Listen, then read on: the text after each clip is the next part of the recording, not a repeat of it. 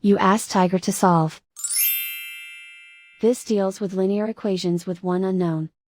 The final result is x equals -1/3. Let's solve it step by step. Simplify the expression. Group like terms. Simplify the arithmetic. Group all constants on the right side of the equation. Subtract 3 from both sides. Simplify the arithmetic.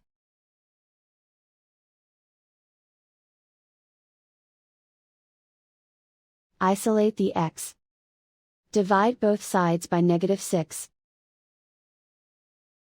Cancel out the negatives. Simplify the fraction. Move the negative sign from the denominator to the numerator. Find the greatest common factor of the numerator and denominator.